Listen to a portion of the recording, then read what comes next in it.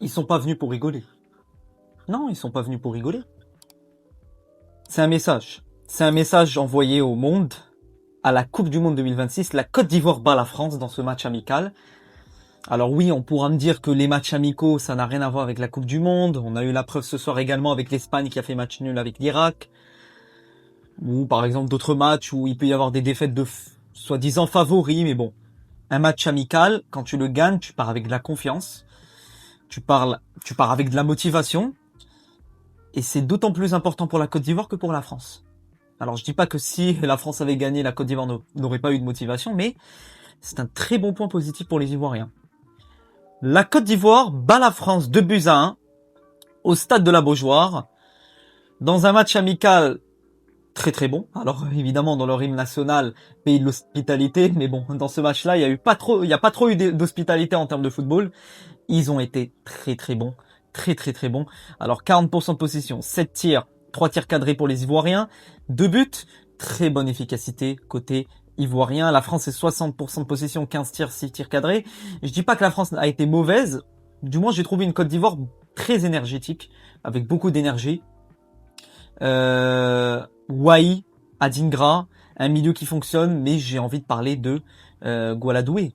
Alors évidemment que on a Gualadoué, on a l'habitude de parler de son frère Désiré Doué, champion d'Europe avec le PSG, double champion d'Europe avec le PSG, mais j'ai quand même envie de souligner ce joueur-là, qui fait le bonheur de Strasbourg cette saison, demi-finaliste de la Conference League, très très bon latéral, 23 ans, 90 minutes jouées, un but, une passe décisive, il a été l'acteur majeur côté ivoirien pour ce match. Très très bon joueur, et je pense que cet été, après sa Coupe du Monde, il y aura beaucoup de clubs européens qui voudront se l'arracher. Voilà, 39 passes réussies sur 46, donc 85% des passes réussies, une occasion créée, une grosse occasion créée, un tir cadré, un but, de précision de tir, action défensive, on a eu 6 actions défensives, 64 touches de balle, 100% des dribbles réussis, 50% des centres réussis, 100% des passes longues réussies pour la seule qu'il a pu avoir, 3 tacles, 3 dégagements, un match très très complet de Gueladoué. Excellent joueur. Il a fait énormément de mal à cette défense française, surtout du côté de Konaté. J'ai trouvé un Konaté qui n'aura pas été si rassurant que ça, sachant qu'il va rejoindre le Real Madrid cet été. J'ai pas trouvé un Konaté très bon. En revanche, Upamecano, ça reste une satisfaction. L'attaque de la France, j'ai trouvé qu'il y a une certaine connexion. Cherki, Olysée, Mbappé, un peu moins Thuram, mais ce trio-là a été plutôt intéressant. J'ai quand même envie de voir Ousmane Dembélé numéro 9, ne plus voir Thuram à gauche, avoir Cherki en 10, Olysée et Mbappé, mais revoir ce quatuor face à l'Irlande du Nord. La France va affronter l'Irlande du Nord dans quelques jours. Il faut qu'on aille voir cette compo titulaire.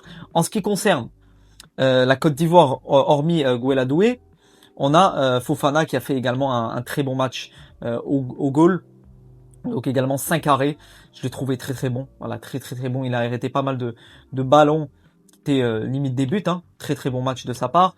Le milieu ivoirien aura répondu présent également de par sa rapidité, je trouve. Ils ont été plutôt rapides. Hein. Également Yann Diomandé, qui est un joueur qui est pisté par le PSG, qui devrait rejoindre le PSG 19 ans.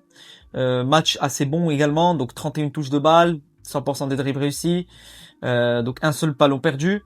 En revanche, il a été très bon offensivement, je trouve, avec donc 18 passes réussies sur 21. Aucune grosse occasion créée, enfin une occasion créée et 2 actions défensives. Je l'ai trouvé bon, j'ai trouvé assez bon. Également l'entrée d'Amad Diallo, buteur. Très bon Amad Diallo, Nicolas Pepe également. Les entrées des Ivoiriens, ils ont un banc de touche, ils ont un très bon banc de touche avec Diallo, Pepe, Sangaré. On voit qu'ils ont, avec Ousmane Diomandé également, on voit qu'ils ont quand même de quoi rafraîchir cette équipe sur le banc. C'est pas le problème de certaines équipes actuellement qui ont des titulaires, mais qui n'ont pas forcément des joueurs sur le banc qui pourront répondre présents, ou du moins avoir des qualités nécessaires ou égales par rapport à un titulaire. Là, la Côte d'Ivoire, je trouve qu'elle a des titulaires, mais elle a également des remplaçants, ce qui leur permettra sûrement de aérer leur jeu, de faire souffler les titulaires en Coupe du Monde. Ils sont dans un groupe composé de l'Allemagne, de Curaçao, il me semble, et de l'Équateur. Moi, je trouve que c'est une équipe qui peut faire mal dans cette Coupe du Monde. C'est une équipe qui peut finir deuxième du groupe. Je les vois bien finir deuxième, la vérité. Je les vois bien aller en huitième de finale de Coupe du Monde s'ils n'ont pas un adversaire trop compliqué, un peu trop enragé en 16e de finale. Je trouve que c'est une Côte d'Ivoire qui peut faire une très belle Coupe du Monde. La défense centrale également ivoirienne aura été bonne, je trouve.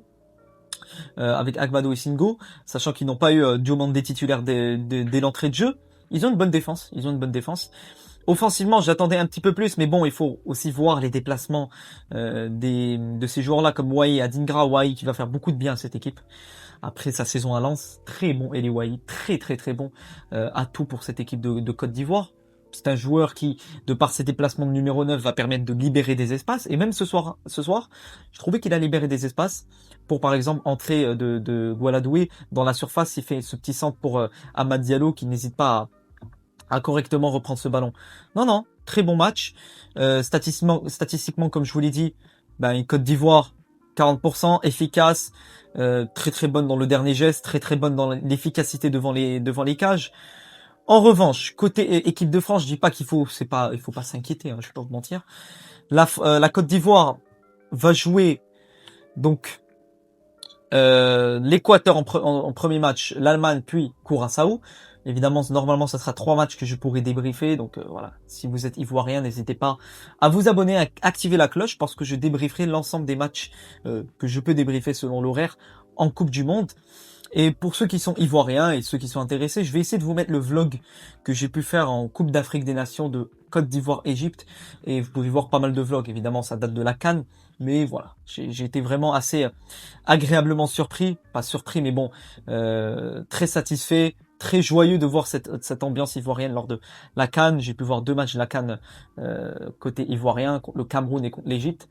Ça m'a fait vraiment plaisir de les revoir ce soir-là. Côté France, est-ce qu'il y a de grosses satisfactions? Je dirais pas d'énormes satisfactions, mais le duo Cherki-Olysée, très bon. Défensivement, Upamecano, je trouve, a été bon. Konaté, il rassure pas. Je pense qu'on va plutôt partir sur une défense Upamecano-Saliba. Ou Lacroix qui a fait son entrée, je l'ai pas trouvé exceptionnel. Je pense qu'il a fait une erreur de relance qui a permis à la Côte d'Ivoire de marquer ce deuxième but. Mais bon, ça reste des matchs amicaux, faut pas s'enflammer. C'est pas des matchs qui vont te permettre de donner des assurances directes, de dire cette équipe va aller loin, cette équipe va pas aller loin. C'est des matchs pour se préparer, c'est des matchs qui vont permettre de monter en puissance, c'est des matchs qui permettent d'ajuster quelques coups tactiques. Mais ça reste toujours intéressant de voir les équipes qui sont motivées, les équipes qui veulent aller chercher des choses. La France va jouer l'Irlande du Nord dans quelques jours, puis commencera sa compétition avec le Sénégal, puis l'Irak qui a fait match nul contre l'Espagne. Il terminera par la Norvège. Voilà ce que je voulais dire en globalité dans cette vidéo. Je trouve que le match a été très bon. Je trouve que c'était pas un match dégueulasse à voir. Dans la construction, dans la manière de jouer. Pour moi, l'homme du match, c'est évidemment Koladoué qui a été très bon sur son côté, qui a fait beaucoup de mal à ce côté français. Il a été très bon. Pareil pour Fofana. Et je mettrai bien aussi les entrées de Nicolas Pepe et Amad Diallo qui ont été très bons puisqu'ils ont été décisifs. Voilà ce que je voulais dire les amis dans cette vidéo. N'hésitez pas évidemment à liker, commenter, partager. On va continuer les petits débriefs des matchs amicaux. Voilà, je ferai le débrief de Maroc-Norvège ce week-end. Ensuite, on va voir les autres matchs amicaux que je pourrai évidemment débriefer. Et on va se lancer à partir de la semaine prochaine pour des vidéos quotidiennes concernant la Coupe du Monde 2026. J'espère que cette vidéo vous aura plu. Vive le foot! On a hâte de cette Coupe du Monde. J'espère que vous aussi. Et à bientôt pour de nouvelles aventures. Ciao les amis.